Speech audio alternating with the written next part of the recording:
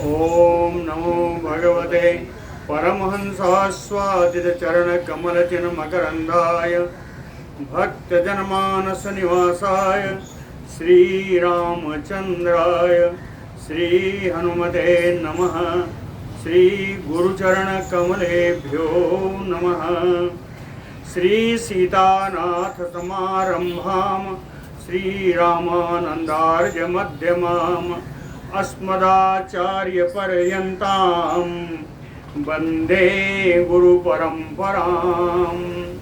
वागीसाद्या सुमनसा सर्वार्थानाम् उपक्रमे यमनत्वा कृतकृत्याः स्युः तं नमामि गजाननम्। या कुन्देन्दुतुषारहारधवला या शुभ्रवस्त्रावृता या वीणा वरदण्डमण्डितकरा या श्वेतपद्मासना या ब्रह्माच्युतशङ्कर प्रभृतिभिर्देवैः सदा वन्दिता सा मां पातु सरस्वती भगवती निःशेषजाड्यापः।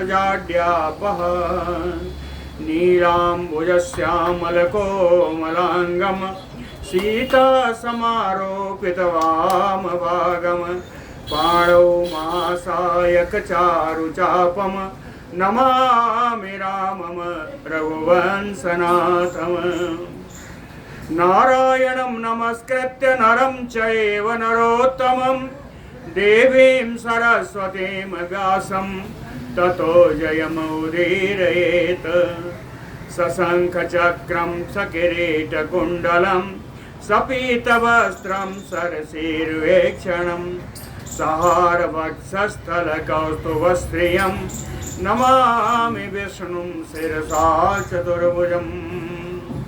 शान्ताकारं भुजगशयनं पद्मनाभं सुरेशं विश्वाधारं गगनसदृशं मेघवर्णं शुभाङ्गं लक्ष्मीकान्तं कमलनयनं योगविरध्यानगम्यं वन्दे विष्णुं भवभयहरं सर्वलोकैकनाथम्। जय सुखदेव मुनीश्वर यदुपतिदास अनन्य जयति वादरायण चरण करण मोहि जगधन्य। भक्ति भक्त भगवंत गुरु चतुर नाम बपु एक इनके पदवंदन किए नासै विघ्न अनेक। बोलो श्री सीतारामचंद्र भगवान की जय। बोलो वृंदावन बिहारी लाल की जय हो।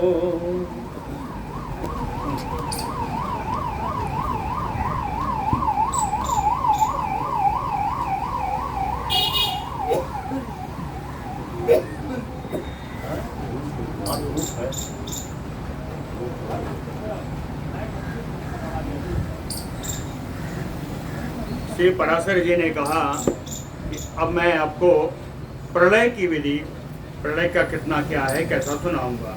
पहले ही कहा था यच्च भवता पृष्ठो जगताम उपसंहृतिम प्राकृतिमंतरालातामेश वदामि ते।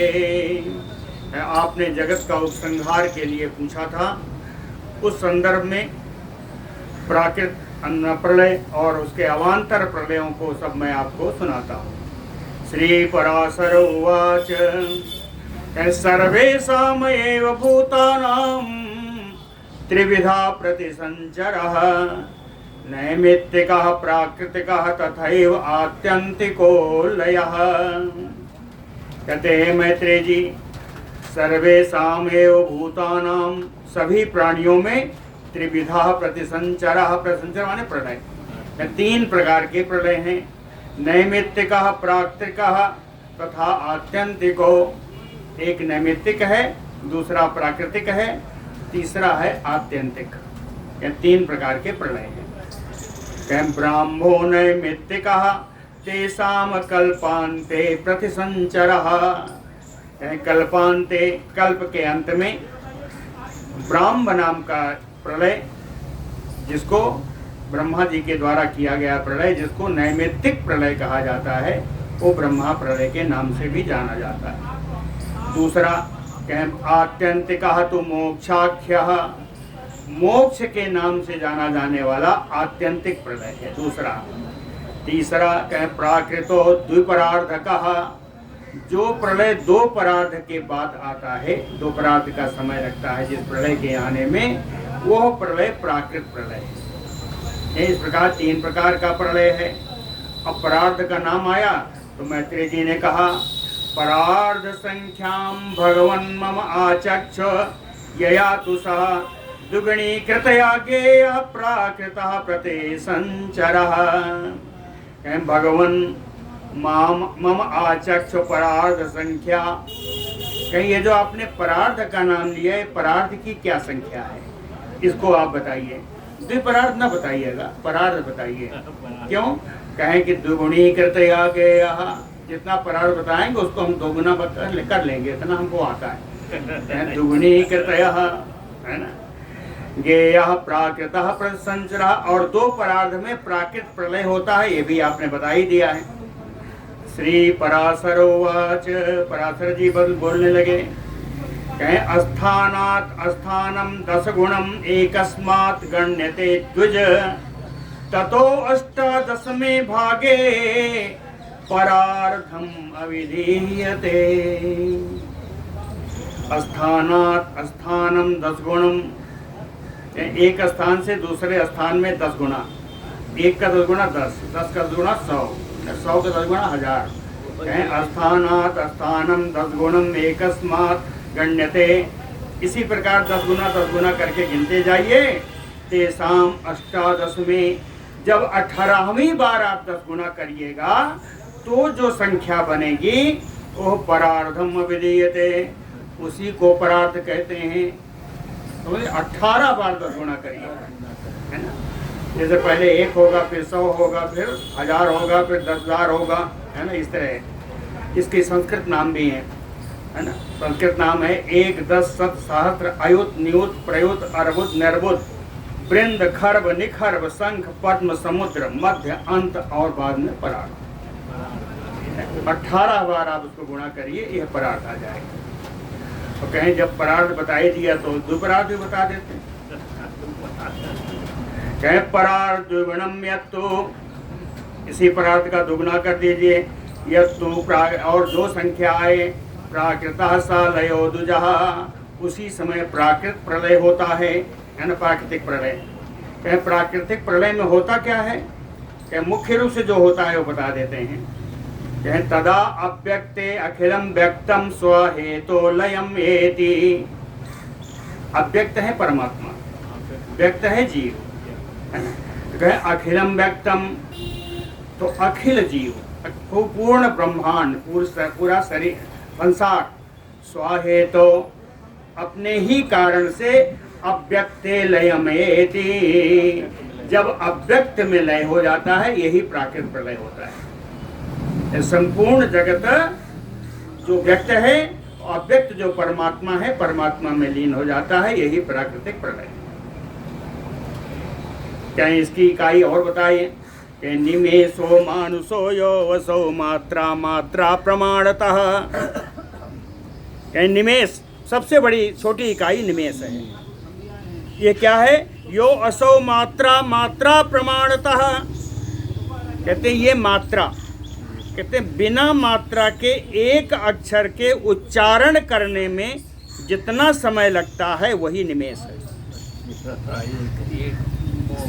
एक अक्षर जो बिना मात्रा का, उसको उच्चारण करने में जो समय लगता है वही निमेष है। वैसे आसानी समझाने के लोग कहते हैं पलक गिरने का जो समय है वही निमेष है। लेकिन मात्रा प्रमाण से ये है कि एक बिना मात्रा का एक शब्द उच्चारण करने में जितना समय लगता है वही निमेष है। तैह 15 काष्ठा, 15 निमेष की एक काष्ठा होती है। 63 काष्ठा कला स्मृता, 30 काष्ठा की एक कला होती है। नाडिका तु प्रमाणेन कला 10 पंचचा, 15 कला की एक नाडिका होती है। नाडिका की भी नाप है। नाडिका की क्या नाप है? कहें उन्मानेन अम्बसा सा पलान्नी अर्धत्रयोदश। त्रयोदश में अर्ध कम यानी 12.5। 12.5 पल तांबे के बर्तन से बना हुआ एक गोला, तांबे के बर्तन का 12.5 पल तांबा में जितना बड़ा गोला बने, कहें उस गोला में मांगदेन मानेन जल प्रस्था तो स्मृता हेममासई कृत छिद्र चतुर्भि चतुरंगुलैः।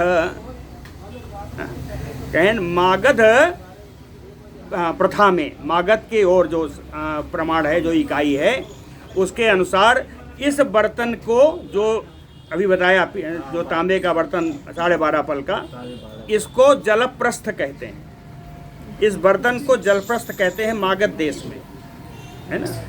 ये जलप्रस्थ है। ये कैसे बनता है? कहीं जब ये बन जाए तो चतुर्भि हेममासैः, 4 मासा सोने से, मासा जानते हैं ना? हाँ, तोला मासा रत्ती वाला। 4 मासा सोने से, चतुरंगलैः, 4 अंगुल की लंबी, हाँ, एक सोने की सलाका बनाई जाए। 4 मासा सोने से 4 अंगुल लंबी एक सोने की सलाका बनाई जाए, और उस सलाका से जो पहले का बना हुआ तांबे का बर्तन, उसमें छिद्र किया जाए। उस सोने की सलाका से जब छिद्र हो जाए तो उसको पूरा पानी में डाल दीजिए। ऐसा डालिए कि छिद्र ऊपर रहे। जितनी देर में इस बर्तन में पानी भर जाएगा, उस समय नाड़िका कहलाती है। जितनी देर में इस बर्तन में पानी भर जाए, उसी समय को नाड़िका कहते हैं। अब कहते हैं नाड़िकाभ्याम अथ द्वाभ्याम मुहूर्तो द्विशतम। 2 नाड़िका का एक मुहूर्त होता है। 2 नाड़िका का एक मुहूर्त। अहोरात्रम मुहूर्ता तो 63। 30 मुहूर्त का एक दिन रात होता है। अहोरात्रम मुहूर्ता तो 63 मासः तो दिनैः तथा यानी 30 दिन का एक महीना होता है ना। मासैः 12 बरसम, 12 महीने का एक वर्ष। ये जो वर्ष बना, ये अहोरात्रम तो तद्दिवे, देवता का एक दिन रात है। मनुष्यों का जो एक वर्ष है, वो देवताओं का एक दिन रात है ना। त्रिभिः वर्ष सतैः वर्षम खष्ट्या चैव असुरद्विषाम देवानाम, असुरों के द्वेषी, असुर देशी देवता। कहे त्रिभिः खष्ट्या वर्षतैः, 360 वर्षों का, मानवीय 360 वर्षों का देवताओं का एक वर्ष होता है ना। तैः तो 12 सहस्रे चतुर्युगम उदाहृतम, और देवताओं के 12,000 वर्ष का एक चतुर्युगी होती है। देवताओं के 12,000 वर्षों का एक चतुर्युगी होती है। चतुर्युग सहस्त्रम तो कथ्यतो ब्रह्मणो दिनम, और 1000 चतुर्युगी का ब्रह्मा जी का एक दिन होता है ना। 1000 चतुर्युगी का ब्रह्मा जी का एक दिन। इस दिन का नाम और भी है। इस दिन का दूसरा नाम क्या है? नहीं जी, सा कल्पः। ब्रह्मा जी का एक दिन का एक कल्प होता है, और इस कल्प के अंदर तत्र मनवः 14 महामुने, कहते हैं एक कल्प में 14 मनवंतर होते हैं। अब नाप लीजिएगा, 1000 वर्ष में, 1000 चतुर्युगी में 14 मनवंतर, तो एक मनवंतर में 71 से कुछ अधिक चतुर्युगी आती है ना। 1000 को 14 से भाग दीजिए तो 71 से कुछ ज़्यादा आएगा, 71.5 करीब आएगा। तद अन्ते च एव मैत्रेय ब्राह्मो नैमित्तिको लयः, कहें इसी को परार्ध भी कहते हैं, है ना। इसी को परार्ध कहते हैं। 1000 चतुर्युगी का समय जो है इसी को परार्ध कहते हैं।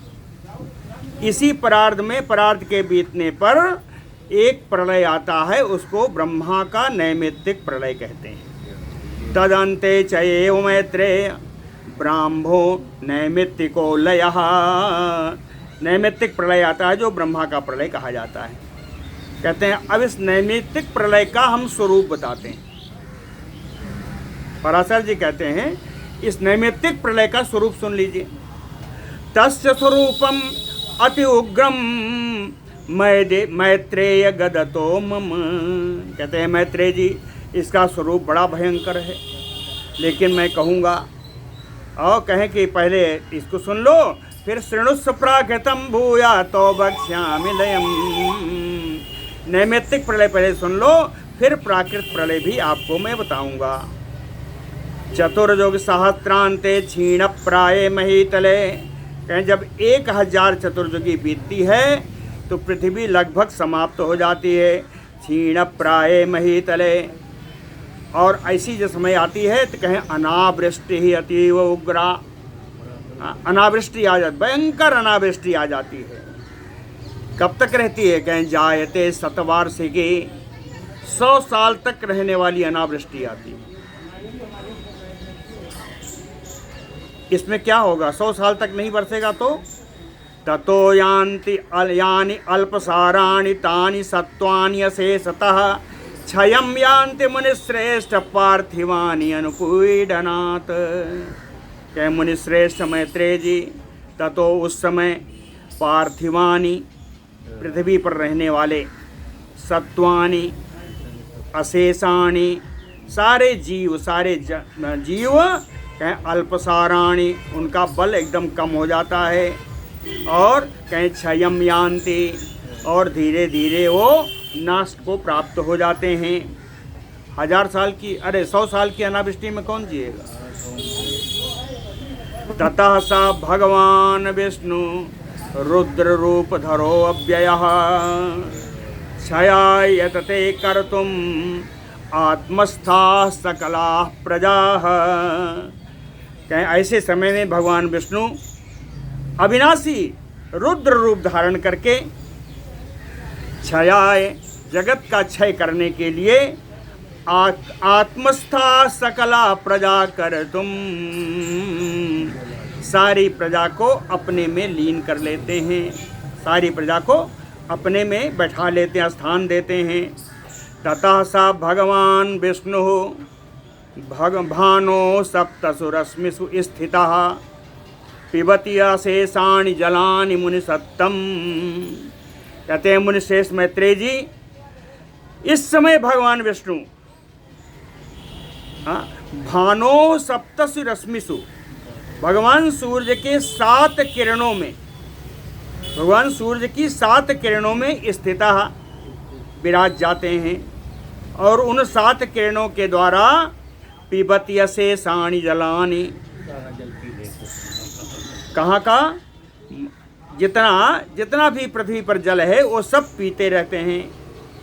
कह पीत्वा अम्भान समस्तानि प्राणी भूमिगतानि अपि। सारे प्राणियों में, सारे भूमि में जितना भी जल रहा है इस सब को पी करके शोषम नयति मैत्रेय समस्तम पृथ्वी तलम।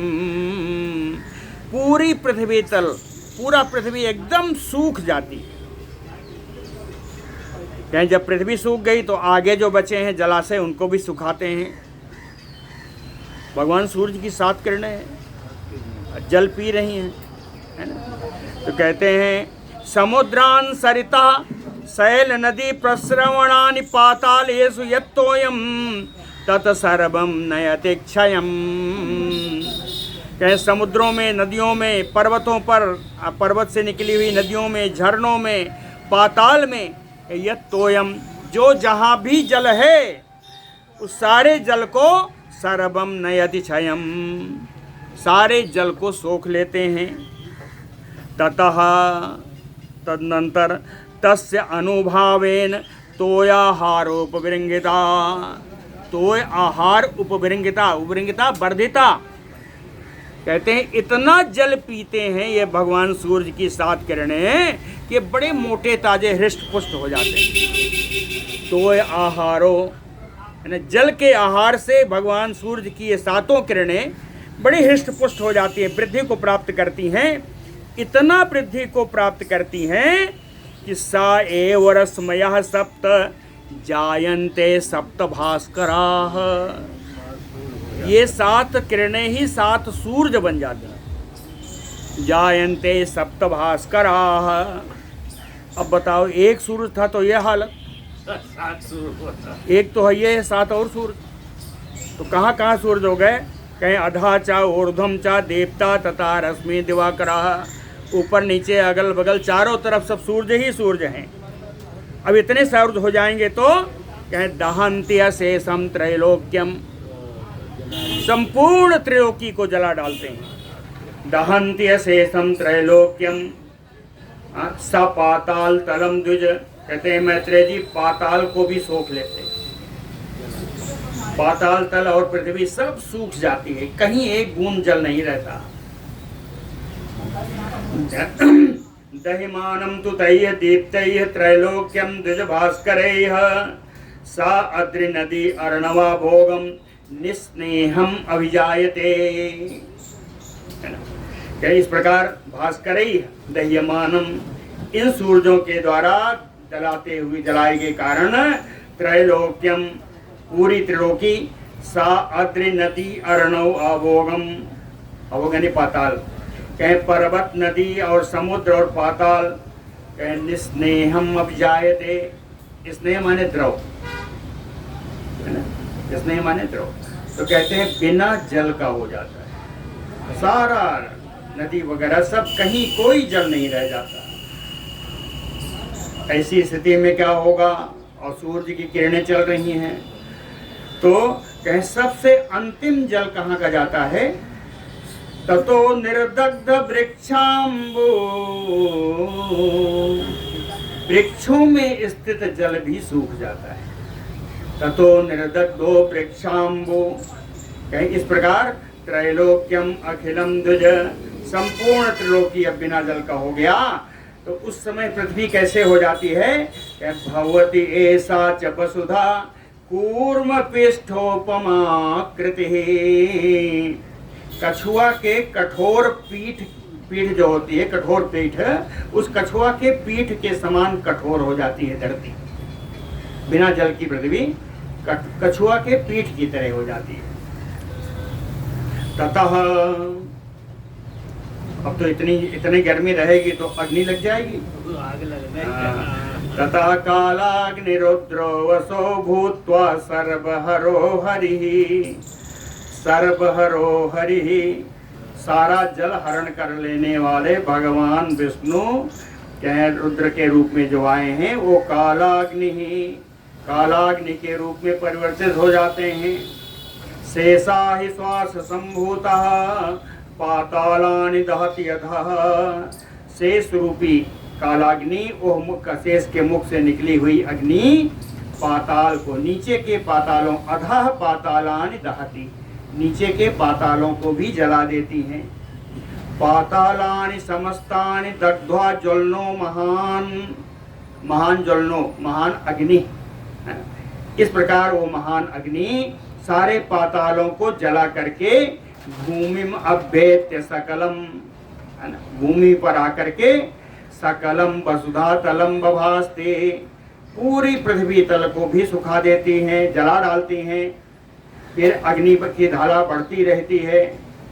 भूवर्लोकम तत्सर्वम स्वर्लोकम च सुदारुणः। यह अग्नि की ज्वाला भूवर्लोक से छोड़ करके स्वर्लोक में चली जाती है। स्वर्लोकम सुदारुणम, अत्यंत उग्र होकर के वो स्वर्गलोक तक ये अग्नि ज्वाला पहुंच जाती है। कहीं उस समय अग्नि नहीं रह जाती। कहते ज्वाला माला महावर्ता तत्रैव परिवर्तते। विशाल ज्वालाओं वाली, विशाल मालाओं वाली ये ज्वाला एक भंवर के रूप में परिवर्तित हो जाती है। आवर्तयो परिवर्तते। जिस समय ऐसा होता है उसमें पूरा त्रिलोक कैसा दिखाई देता है सुनिए। अंबरे समयो आभाते त्रैलोक्यम अखिलम तदा ज्वालावर्त परिवारम उपक्षीणम चराचरम। कहते हैं इस प्रकार ज्वाला की अग्नि की ज्वाला से बनी हुई जो भंवर है, उस भंवर के द्वारा चराचर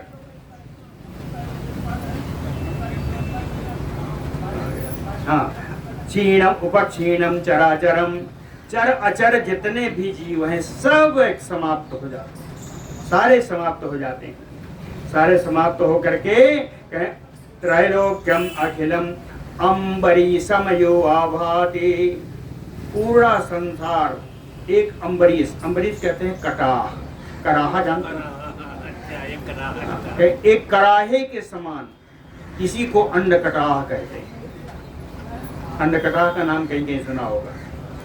तो पूरा सारा संसार है ना, पूरा जगत ये अंडकटाह के रूप में परिवर्तित हो जाता है। ततः ताप परिताह, तो तब इस प्रकार के ताप से घिरे हुए होकर के दशावृत्या परैषिणः, इस प्रकार की बदलती हुई परिस्थिति में परैषिणः दूसरे लोक को जाने की इच्छा रखने वाले, लोकद्वय निवासिनः दो लोक में निवास करने वाले, भूवर्लोक स्वर्लोक है ना, इन दो लोकों में निवास करने वाले कृताधिकारा जो अधिकारी गण हैं, मनु आदि राजा मनु आदि, या जो ऋषिगण हैं जिनका जो पुण्यात्मा गण हैं, उनका अधिकार प्राप्त होता है। गच्छन्ति महर्लोकम महामुने, ये सब स्वर्ग लोक को छोड़ करके महर्लोक में चले जाते हैं। लेकिन महर्लोक में भी आग पहुंच जाती है। तस्मात् अति महातापः तप्तः, वो महर्लोक भी इस महान ताप से तप्त हो जाता है। तब लोकात् ततः परम, तब ये लोग उससे भी ऊपर के लोकों में जाते हैं। कहाँ जाते हैं? कहें गच्छन्ति जनलोकम, जनलोक में चले जाते हैं। ये दो श्लोक एक साथ था, हमने श्लोक नहीं पढ़ा है ना। ततो दग्ध्वा जगत सर्वम रुद्र रूपी जनार्दनः, इस प्रकार भगवान विष्णु रुद्र रूप धारण करके पूरे संसार को जला डालते हैं। जला करके मुख निश्वास जान, अपने मुख से जब सांस लेते हैं, सांस लेते समय जब सांस छोड़ते हैं तो उस दिन के सांस छोड़ने से मेघान करोति, बड़े बड़े बादल आ गए। उनके मुख की श्वास से बड़े बड़े बादल आ गए। ये बादल कैसे हैं? तत गज कुल प्रख्याः तड़ितवंतो अधिनादिनः, बादल कैसे हैं? तड़ितवंतो, बिजली चमक रही है। अधिनादिनः, बड़ी भीषण गर्जना हो रही है। बड़ाई लंबाई चौड़ाई क्या कहें? गजकुल प्रख्याः, हाथी के समूहों के समान बड़े बड़े बादल। चाहे उत्तिष्ठन्ति तथा व्योम्नि घोरा संवर्तकाः घनाः, ये बड़े भयानक बादल होते हैं। इन बादलों को सांवर्तक मेघ कहते हैं। ये सांवर्तक मेघ आ जाते हैं। व्योम्नि उत्तिष्ठन्ति, व्योम्नि आकाशे, आकाश में ये बादल उठकर खड़े हो जाते हैं। ये बादल कैसे कैसे हैं? बड़े बड़े रंग के, बड़े बड़े आकार के ये बादल हैं। केचित नीलोत्पलश्यामा केचित कुमुद सन्निभा, कुछ नील कमल के समान काले काले बादल हैं, कुछ तो कुई के फूल के समान सफेद हैं। धूम्रवर्णा घना, कुछ धुएं के रंग के हैं, है ना। केचित पीता पयोधरा, कुछ पीले पीले बादल हैं। केचित रासभवर्णा, कुछ गधे के रंग के हैं। पहले धूम्र वर्ण के थे। केचित रासभवर्णा, कुछ गधे के रंग के हैं। कहीं लाक्षारस निभा, तथा कुछ लाह के समान लाल लाल हैं। केचित बैडूर्ज संकासा, कुछ बैडूर्ज मणि के समान चमकते हैं। और कुछ तो कहते हैं इंद्र नील निभा, क्वचित इंद्र नील मणि के समान चमकते हैं। शंख कुंद निभाशान्य, कोई शंख के समान है, कोई कुंद के समान है। जाति अंजन निभा परे, जाति, जाति माने चमेली, कहे कुछ चमेली के समान संवेद हैं और कुछ अंजन के समान काले हैं। जाति अंजन निभा परे इंद्रगोप निभाह, कुछ बादल तो इंद्रगोप के समान हैं। इंद्रगोप के जानते हैं, वीर बहुटी, राय मुनि, तो बरसात में मिलती है ना मखमली लाल रंग के कीड़े। कहीं इंद्रगोप निभा के चित, कुछ तो इंद्रगोप के समान वीर बहुटी के समान है। तथा शशि सिख निभा तथा, अब कुछ बादल तो बड़े रंगे बिरंगे हैं, कहते हैं मोर के पंख के समान रंग बिरंगे बादल हैं। सिख निभा, चास पत्र निभा के चित, चास कुछ तो चास पत्र, चास कहते हैं नील कमल, नीलकंठ, नीलकंठ के पंख के समान कुछ बादल हैं। चास पत्र के चित उत्तिष्ठ है महागणा, इस प्रकार बड़े बड़े आकार वाले बादल उड़ते हैं, आकाश में उड़ते हैं। कहे कितने बड़े बड़े हैं, तो कहे केचित पुर बराकारा, कुछ कुछ तो नगर, श्रेष्ठ नगर के आकार के, नगर दूर में फैला हुआ नगर, कहे इतना नगर ऐसे ले कोई नगर है। केचित पुर बराकारा केचित पर्वत सन्निभा, और कुछ तो पर्वत के समान है ना। कूटागारा निवासान्य, कूटागार विशेष प्रकार का गृह जहाँ पर तमाम सभाएं वभाएं होती हैं, कुछ कहे कूटागार के समान दिखाई पड़ रहे हैं। और केचित स्थल निभा घना, और कुछ बादल तो इतने बड़े हैं कि ऐसा लगता है यही पृथ्वी है पूरी। स्थल निभा घना, महारावा महाकाया, महारावा बड़ी विशाल गर्जना करने वाले हैं, विशाल शरीर वाले हैं। कहें आकार इतना कि पूरयन्ते नभास्थलम, पूरे आकाश को भर दिया, पूर्ण कर दिया। बरसंतः ते महासाराम, कहते हैं अखंड धारा में बरसात होने लगी इन मेघों से। अति भैरवम अग्निम, अत्यंत भयानक जो अग्नि अभी तक लगी थी, कहाँ लगी थी? त्रैलोक्यांतर्देशितम, त्रिलोकी को जिस अग्नि ने अपने में समेटा हुआ था, अखिलम अग्निम समयन्ते, संपूर्ण अग्नि शांत हो रही है। नष्टे च अग्नौ, जब अग्नि नष्ट हो गई, सततम बरसमाणा ही अर्निशम, चारों तरफ निरंतर रात दिन बरसात हो रही है। प्लावयंत जगत सर्वम अम्भोभि मुनिसत्तम, कहते हैं मुनिश्रेष्ठ मैत्रेय जी, चारों तरफ पूरा, कहीं चारों तरफ जल ही जल हो गया। धारा भी अतिमात्रा भी, देखिए जो 1 साल तक 100 वर्षों तक जो अग्नि जली है, 100 वर्षों तक मेघ के बरसात हुई है ना? और कहें धारा भी अतिमात्रा भी, अत्यंत बड़ी मूसलाधार वर्षा होने से प्लावित्वा अखिलम भुवम, पूरे भूवर्लोक भर गया।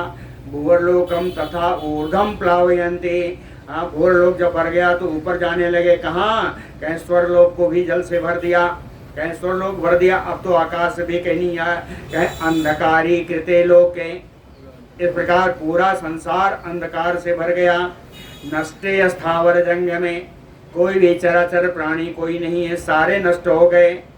बरसन्ति ते महामेघा वर्षाणाम अधिकम शतम, ये सांवर्तक मेघ 100 वर्षों से अधिक तक ऐसी मूसलाधार वर्षा करते रहे। तो क्या होगा? कहें एवं भवति कल्पान्ते समस्तम मुनिसत्तम वासुदेवस्य महात्मात्य नित्यस्य परमात्मनः, कहते हैं हे मुनिसत्तम, हे मुनिश्रेष्ठ श्री मैत्रेय जी, इस प्रकार से नित्यस्य परमात्मनः, सनातन परमात्मा वासुदेवस्य, भगवान वासुदेव की महात्म से, महात्म्यात है ना, महात्म्य से, भगवान कृष्ण की महात्म से, भगवान वासुदेव की महात्म से समस्तम भवति कल्पान्ते, कल्पांत में सारा जलमग्न हो जाता है। बोलो भक्त वत्सल भगवान की। श्री पराशर उवाच, कहते हैं जल बढ़ता ही जा रहा है, जल को क्या करें? के सप्तर्षि स्थानम आक्रम्य स्थिते अम्बसि महामुने एकार्णवं भवति एतत् त्रैलोक्यम अखिलम ततः।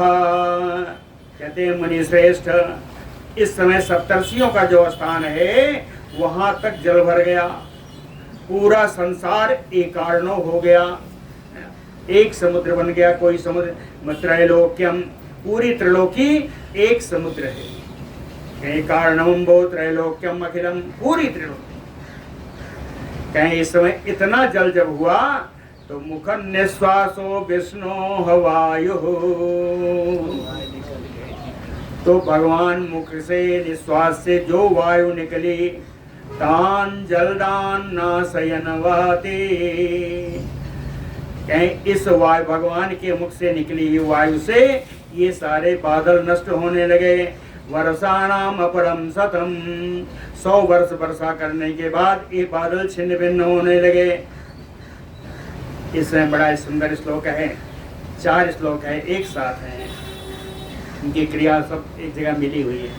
4 श्लोक पढ़ते हैं, सुनने में बड़ा बढ़िया है। देखिए, सर्वभूतमयो अचिंत्यो भगवान भूत भावनः, अनादि आदि विश्वस्य पीत्वा वायुम अशेषतः, एकार्णवे ततः तस्मिन् शेषशय्या गतः प्रभु, ब्रह्मरूपधरा सेते भगवान आदिकृत हरिः, जनलोक गतैः सिद्धैः सनकाद्यैः अविष्टुतः, ब्रह्मलोक गतैः चैव चिन्त्यमानो मुमुक्षवे, आत्मायामयीं दिव्यां योगनिद्रां समास्थितः, आत्मानं वासुदेवाख्यं चिन्तयन् मधुसूदनः।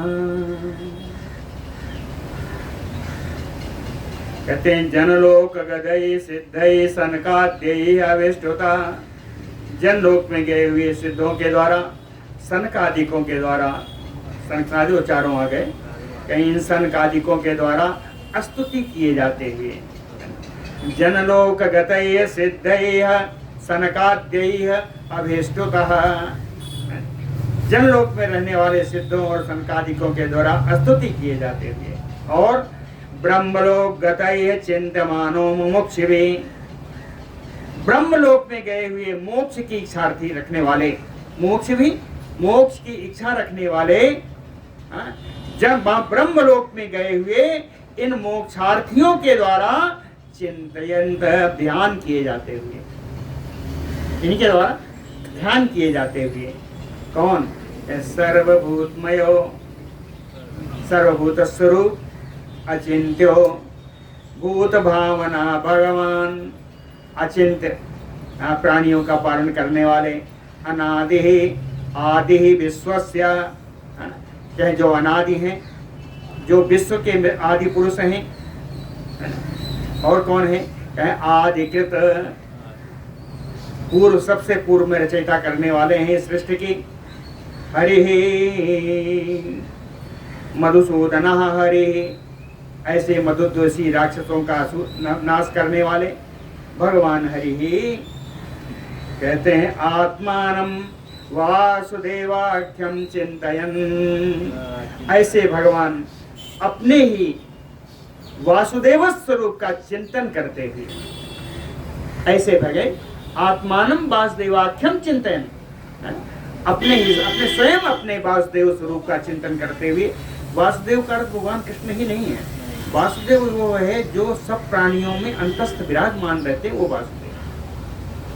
कहते हैं अपने वासुदेव स्वरूप का चिंतन करते हुए, आत्म मायामयीं दिव्यां योग निद्रां समास्थितः, आत्म अपनी ही दिव्य माया मई योग निद्रा का आश्रय लेकर के, समझिएगा, आत्म मायामयीं, है ना, दिव्यां योग निद्रां समास्थितः, अपनी ही बनाई हुई दिव्य योग माया का, योग निद्रा का, मायामय योग निद्रा का आश्रय लेकर के भगवान ब्रह्मरूप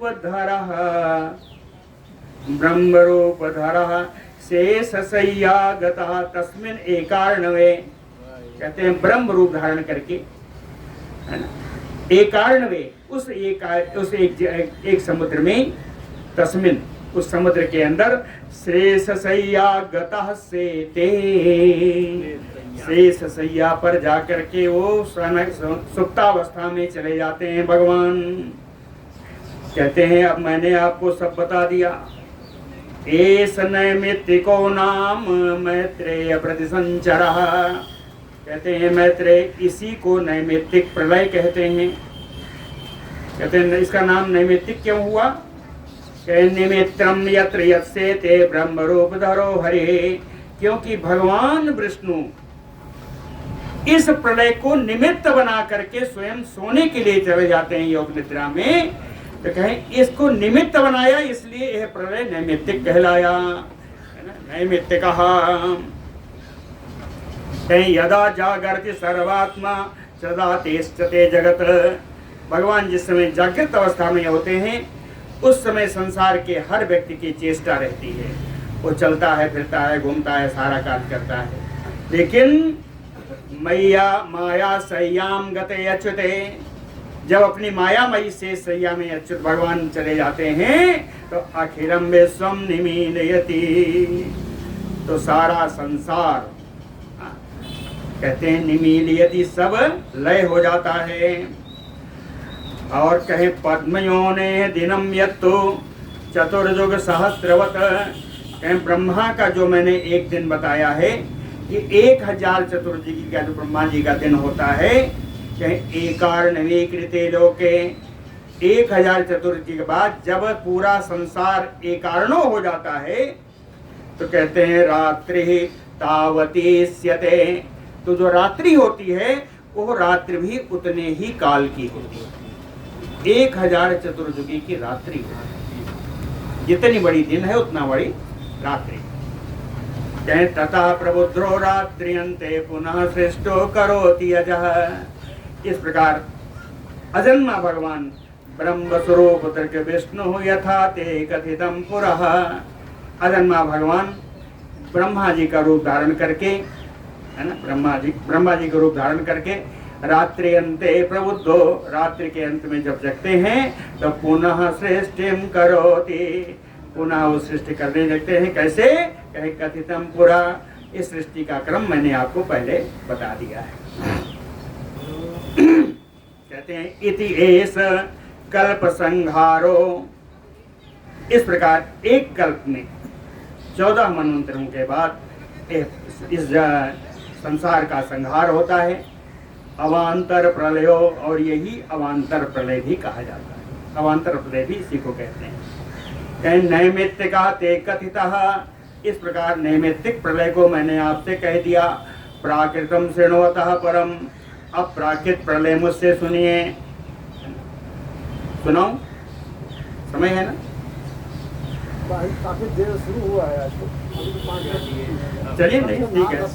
अनावृष्ट्यादि संपर्कात् कृते संचालने मुने समस्तेषु लोकेषु पातालेषु एव अखिलेषु च, अनावृष्ट्यादि संपर्कात्, अनावृष्टि के संपर्क होने से, समस्तेषु लोकेषु, सारा संसार, पातालेषु अखिलेषु, संपूर्ण पाताल, संचालने पुनः, ये सब क्षय को प्राप्त होने लगते हैं। उस समय महतादेह विकारस्य विशेषांतस्य संक्षये, महत्त्व आदि जो विकार हैं वहां से लेकर के विशेषांत, विशेष कौन है? पृथ्वी आदि, पंचभूत आदि, है ना, कहें पृथ्वी तक, कहें तस्मिन् प्रवृत्ते पद संचरे, उस समय इन पूरे में प्रलय आ जाता है।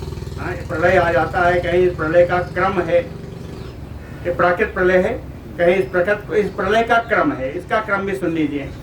कहें आपो ग्रसन्ति वै पूर्वम, आपो ग्रसन्ति वै पूर्वम भूमेः गंधात्मकं गुणम, आपो ग्रसन्ति, कहें जल जितना रहता है वो ग्रास कर लेता है, पूर्वम सबसे पहले जल ग्रास करता है, किसका? भूमेः गंधात्मकं गुणम, भूमि का, पृथ्वी का गुण जो गंध है, उस पृथ्वी के गुण को यह ग्रास कर लेता है ना, पृथ्वी के गुण का ग्रास करता है। आत्मगंधा, जब पृथ्वी का गुण गंध समाप्त हो जाता है तो भूमि प्रलयत्वाय कल्पते, तो भूमि का भी नाश हो जाता है। अपना गुण छोड़ करके कोई रह नहीं पाता। कहे आत्मगंधा ततो भूमि प्रलयत्वाय कल्पते, भूमि भी प्रलय में चली जाती है। प्रष्टे गंध तन्मात्रे भवतु उर्वी जलात्मिका, कहें गंध तन्मात्रा जो गुण होता है उसको तन्मात्रा कहते हैं। कहें गंध तन्मात्रा के प्रणष्टे नाश हो जाने पर समस्त उर्वी जलात्मिका, सारी पृथ्वी जलमयी हो जाती है। आपः तदा प्रवृद्धा वेगवत्यो महासुना, आज जल की वृद्धि होती है बड़े वेग से, बड़े कल निनाद से। आपः तदा प्रवृद्धा वेगवत्यो महासुनाः सर्वम आपूरयन्तेदं तिष्ठन्ति विचरन्ति च, सारी पूरी त्रिलोकी को डुबाने के लिए जल का वेग चलता है। यह तिष्ठन्ति विचरन्ति, कहीं कहीं जल रुक जाता है, कहीं चलने लगता है।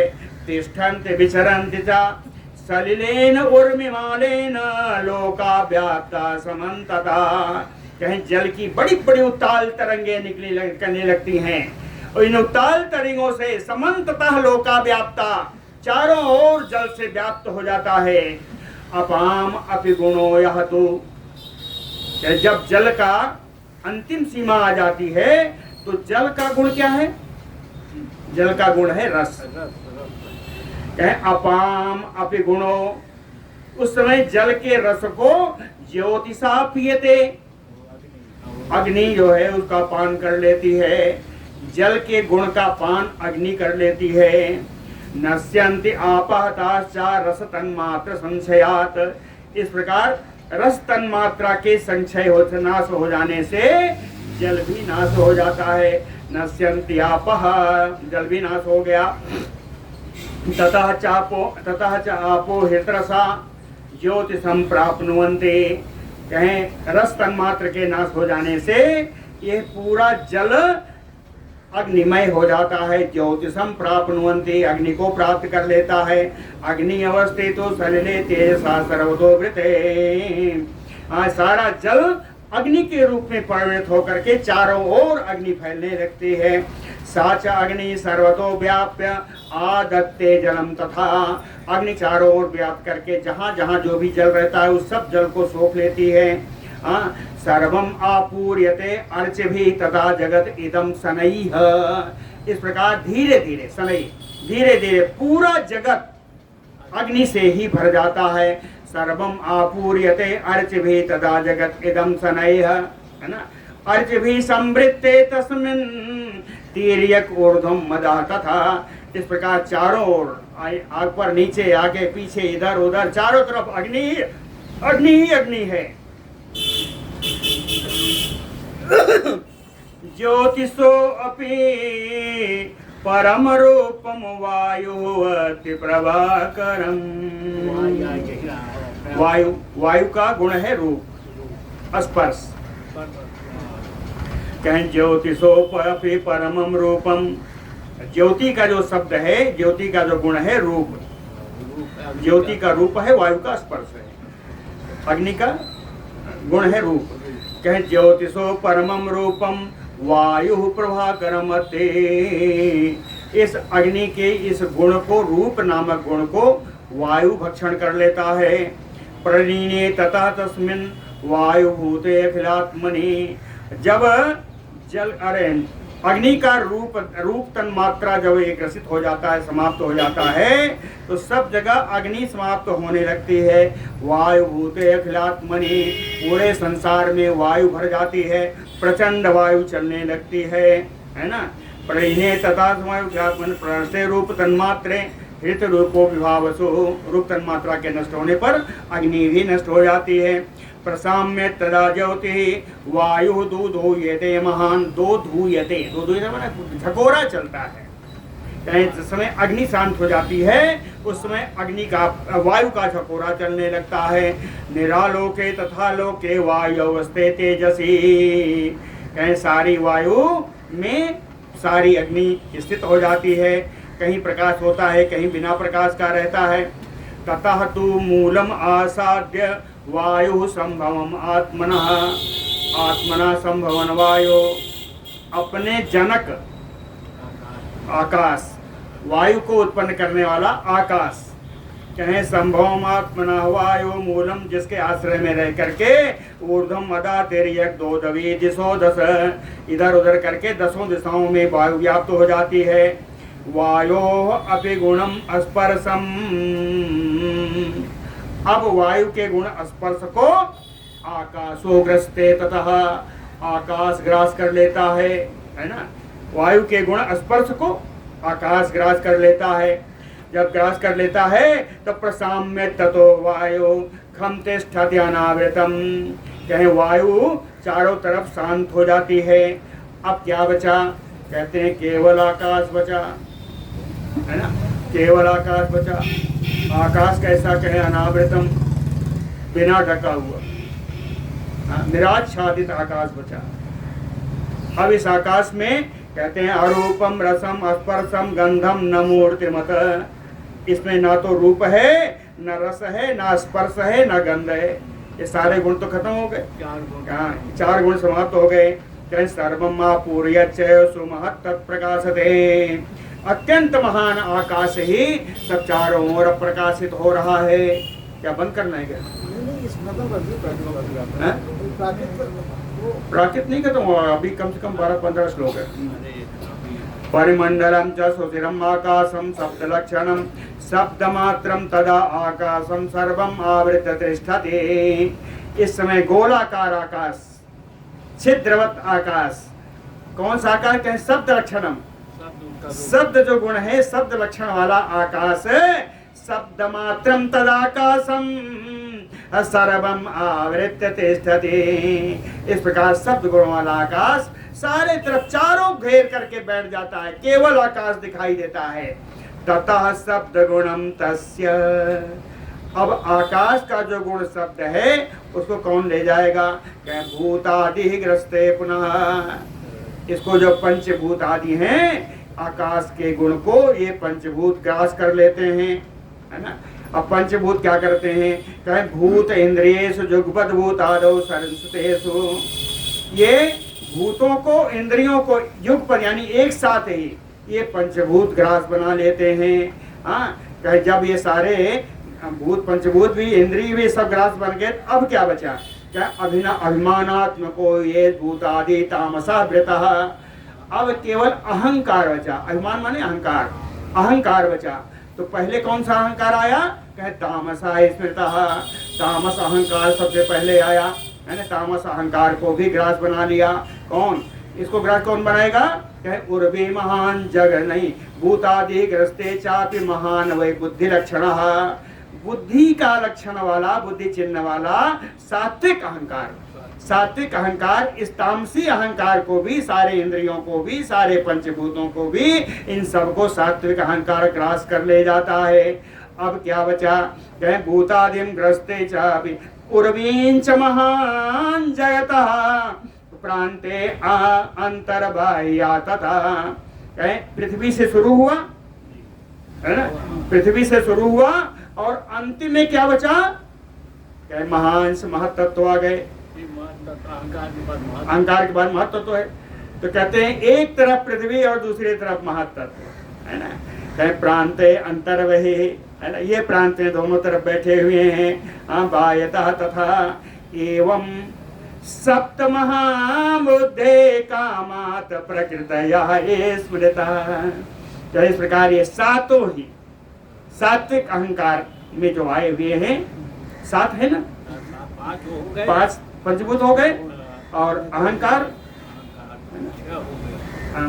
पंचभूत और अहंकार, ये सात हो गए। पंचभूत पहले, फिर अहंकार। इस प्रकार ये सात आवरण कहें, ये सब तो महाबुद्धे क्रमात, ये सात्विक अहंकार में आए। कहते हैं सात्विक अहंकार क्या है? कहे प्रकृतया तथा, ये सब मिलकर के प्रकृति में लीन हो जाते हैं, सब प्रकृति में लीन हो जाते हैं। प्रत्याहारे तुता सर्वा प्रविशन्ति परस्परम। इस प्रकार एक दूसरे के विकार से सब मिलकर के प्रकृति में लीन हो गए। अब प्रकृति से आगे प्रधान होगा, महत्त्व होगा, इनको हम कल बताएंगे, है ना। बोलो वत्सल भगवान की। जैसा सृष्टि क्रम है वैसे ही जो नाश का क्रम है उसी को प्राकृतिक प्रलय कहते हैं। सृष्टि क्रम में यही होता है ना, महत्त्ववाद से ही आए, सब अहंकार बना, विकार हुआ और सब बना। पूरी सृष्टि जैसी हुई वैसी ही सृष्टि क्रम, संहार का जो क्रम है वही प्राकृतिक प्रलय। बोलो वत्सल